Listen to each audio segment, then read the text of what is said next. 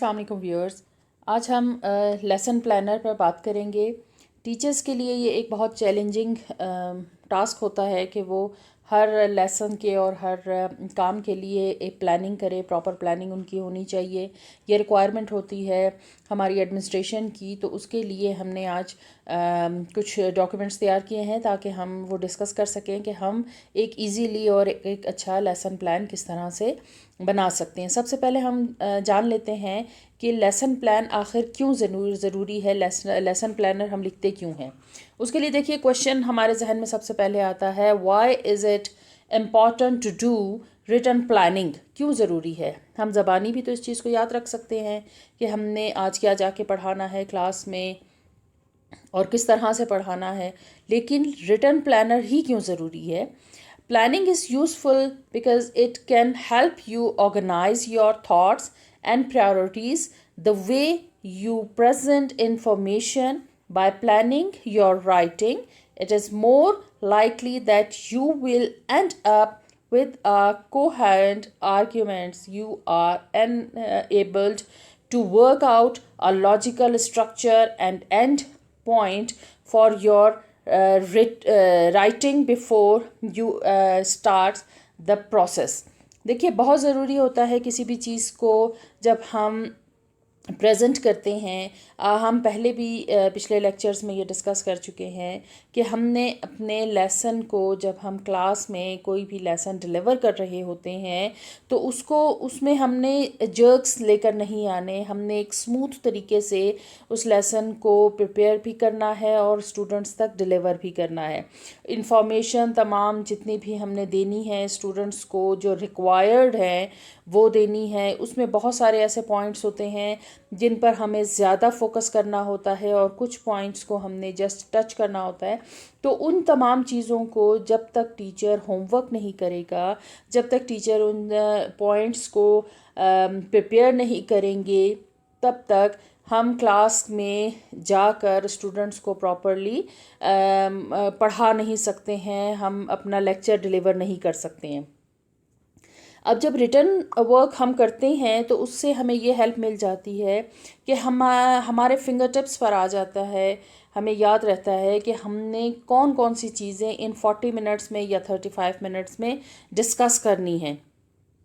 तो इस वजह से जो लेसन प्लानिंग है, जो प्लानर है टीचर्स जो लिखते हैं अपने सब्जेक्ट से और पीरियड के से रिलेटेड, वीकली लेसन प्लानर होता है जिसमें हम डेली के लेसन प्लान करते हैं। तो वो बहुत ज़रूरी है इस टीचर्स के लिए कि वो अपना होमवर्क करें, अपने की पॉइंट्स को जो है वो फिंगर टिप्स पे रखें, देखें, लिखें अपने पास, ताकि उनका लेसन बहुत अच्छे से चल सके और स्टूडेंट्स को वो हर एक चीज़ डिस्क्राइब कर सकें जो उनके लिए उस टाइम में ज़रूरी है।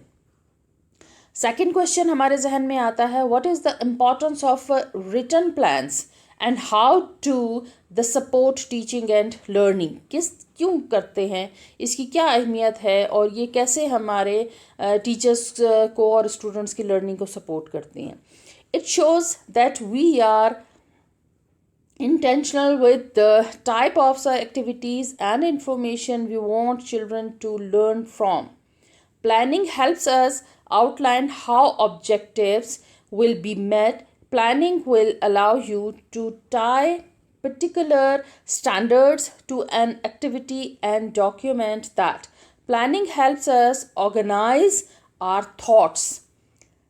आप लोगों ने सुना होगा कि आजकल एसएनसी पर बहुत बात हो रही है, सिंगल नेशनल करिकुलम पर बात हो रही है। तो सिंगल नेशनल करिकुलम में हमारे पास जो मेन चीज़ है वो हमारे एसएलओज़ हैं और हमारे जो बेंचमार्क्स है वो बहुत इम्पॉर्टेंट रोल प्ले करते हैं। तो हमने जो करना है अपने स्कूल या अपनी क्लास या अपने सब्जेक्ट से रिलेटेड, वो कुछ स्टैंडर्ड्स बनाने हैं और उन स्टैंडर्ड्स को हमने अचीव करना है at the end of the year और maybe at the end of the month या at the end of the lesson. तो उन स्टैंडर्ड्स को, उन बेंचमार्क्स को या उन एसएलओस को हम उस वक्त डिसाइड करते हैं जब हमारे पास कोई चीज़ रिटन फॉर्म में हो, तो हम उसे अचीव करने का सोच सकते हैं। हम एक प्लान करते हैं, एक मैप बनाते हैं कि हमने इस लेसन के एंड में क्या अचीव करना है और हमारे ऑब्जेक्टिव्स क्या है, और eight the end of this lesson और फिर eight the end of the year हमारे स्टूडेंट्स किस काबिल हो जाएंगे। ये चीज़ बहुत इम्पॉर्टेंट है, जिसकी वजह से हम लेसन प्लान लिखते हैं, प्लानर बनाते हैं, उसको राइटिंग फॉर्म में लिखते हैं और उसके बाद उस पर ही हम अपने लेसन को लेकर चलते हैं, तो हमारे जो ऑब्जेक्टिव्स हैं वो अचीव हो सकते हैं। नेक्स्ट क्वेश्चन है, what is planner in teaching? क्या रोल प्ले करता है एक प्लानर? जो टीचर्स प्लान लिखते हैं किस फॉर्म में हो सकता है? हार्ड एंड सॉफ्ट दोनों में हो सकता है, या हम उसको किसी और फॉर्म में लिख सकते हैं। A teacher planner is notebook और binder that teachers use to organize their time, tasks and class information. Like standards personal planners, they generally include a calendar for managing time. Managing time हमारा कौन सा होगा? वही specific time जो organisation हमें एक period के लिए देती है। 40 मिनट्स है या 35 मिनट्स है, स्टैंडर्ड टाइम 40 मिनट्स या 35 मिनट्स होता है क्लास का, तो उसमें हमने अपने लेसन को प्रिपेयर करना है। अगर हम जस्ट माइंड मैप बनाकर चले जाएंगे और सिर्फ ये देख लेंगे कि आज हमारे लेसन का ये टाइटल है और हमने जाके क्लास में उनको डिलीवर करना है, तो हम वो ऑब्जेक्टिव्स प्रॉपरली अचीव नहीं कर सकेंगे, अच्छे से अचीव नहीं कर सकेंगे जो एक्चुअल में होना चाहिए, जो अचीव होने चाहिए।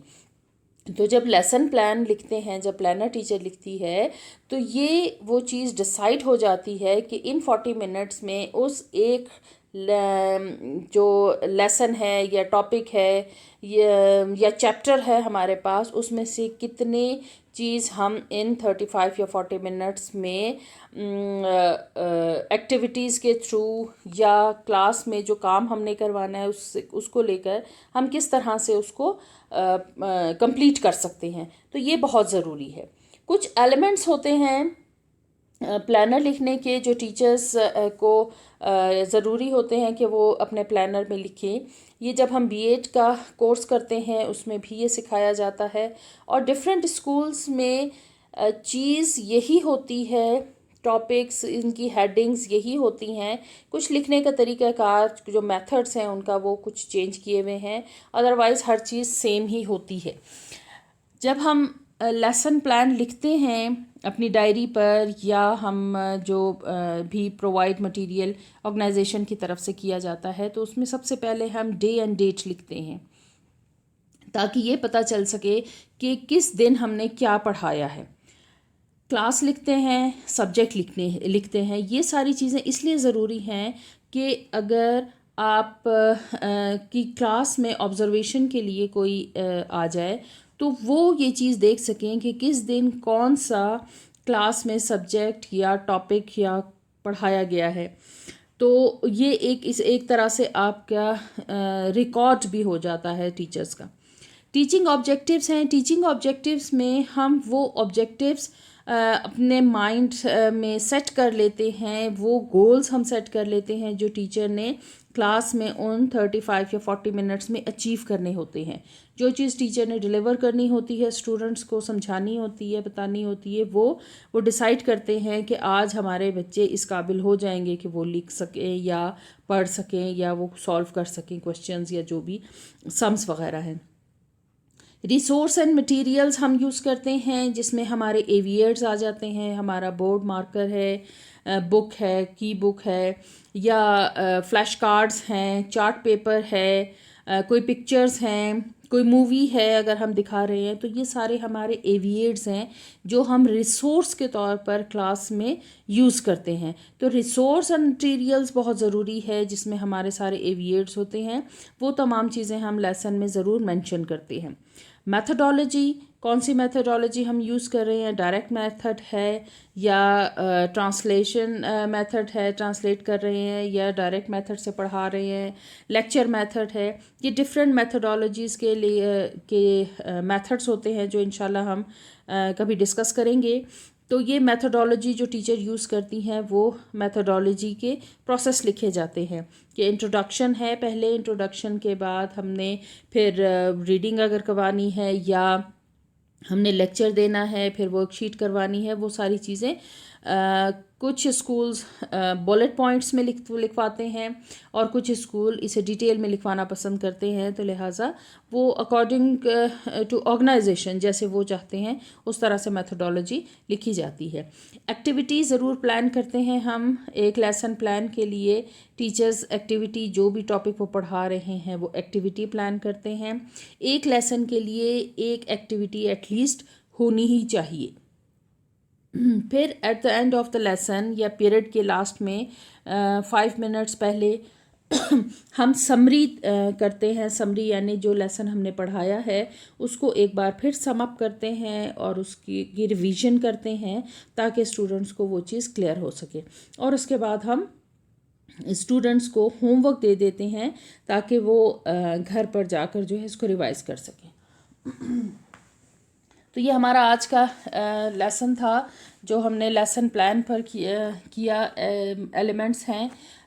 इंशाल्लाह ताला आगे लेसन प्लान से रिलेटेड और भी कुछ इम्पॉर्टेंट पॉइंट्स हैं जिनकी जल्द अज जल्द हम जो लेक्चर्स हैं वो अपलोड कर देंगे। इन लेसन प्लान से रिलेटेड कुछ नोट्स हैं जो हमारे फेसबुक पेज पर मौजूद हैं, तो काइंडली आप अगर वहाँ देखना चाहें तो फेसबुक पेज भी हमारे ट्रेनिंग टेंट्रा के नाम से है, तो वहाँ पर आप ये अपने जो लेक्चर से रिलेटेड नोट्स हैं वो देख सकते हैं। अब तक के लिए इतना ही। अल्लाह हाफ़िज़। Thank you.